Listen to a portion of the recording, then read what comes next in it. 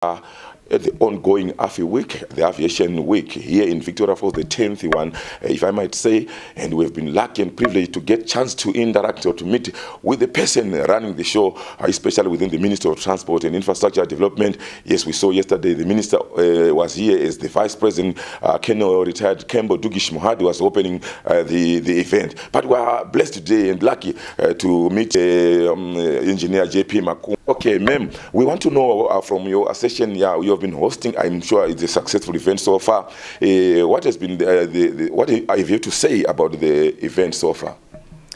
I think what I need to highlight firstly is that Zimbabwe hosting this AFI week is not automatic. We had to lobby as Zimbabwe for this event to happen in Zimbabwe. Why were we lobbying? You know, when we have events like this happening in a country, remember we have 475 delegates that have attended this event, which means that we actually have 475 people that can speak about the Zimbabwean narrative out there. Because, as you know, the narrative that is out there about Zimbabwe is very different from what is on the ground, as actually was confirmed by the president of ICAO, Sachitano, that, you know, he had never visited Zimbabwe. This was his first time to visit Zimbabwe and, of course, to visit Victoria Falls. So he was saying that, you know, the narrative that he heard and that he had in his mind about Zimbabwe is very different from what he experienced when he actually came here. So for us, that is a positive, because he is going to be one mouthpiece that is going to be talking about the positive Zimbabwe story.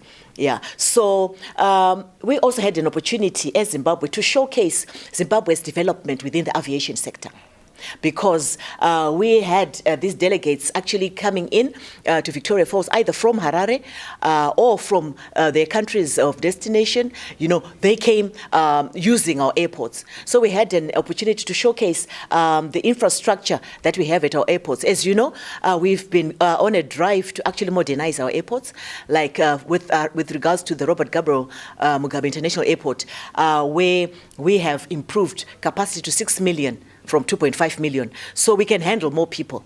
And yes, so we can handle more people. We also have the Victoria Falls Airport, which is the airport of destination here, where we actually trebled the capacity that can be handled to 2.5 million. So this shows us that, you know, with modernization or with capacity building, it means we also need more airlines coming in. So we had the likes of Qatar, Emirates, Saudi Arabia. They came here.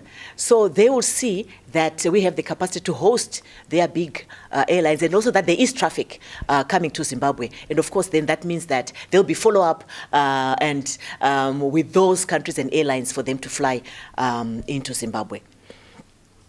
Thank you very much for that. That is very insightful. As you heard, the permanent secretary in the Ministry of Transport, JP Makumbe, that's the engineer JP Makumbe there, giving us the insight and the details about the benefits that we as a country can derive from such a magnanimous gathering of aviation stakeholders.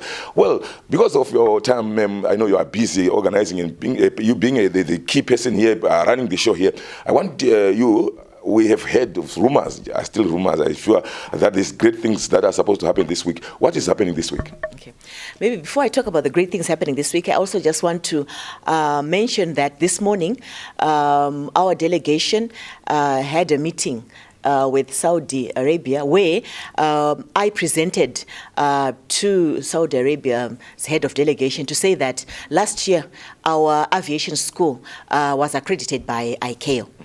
So, which means that we can now actually train pilots, we can train, airport controllers, things like that. So they talked about capacity building, and I mentioned that, as Zimbabwe, we also want to grow in that aspect, where we have our school actually growing. And they have pledged that they will assist Zimbabwe with regards to even having internships with our people, sending lecturers here, or actually coordinating courses that we can actually offer to our people. So that is something also that is interesting, that is in the pipeline, where as Zimbabwe we will be able to offer courses with regards to aviation, not just in Zimbabwe, but you're looking at also in the region and also throughout Africa.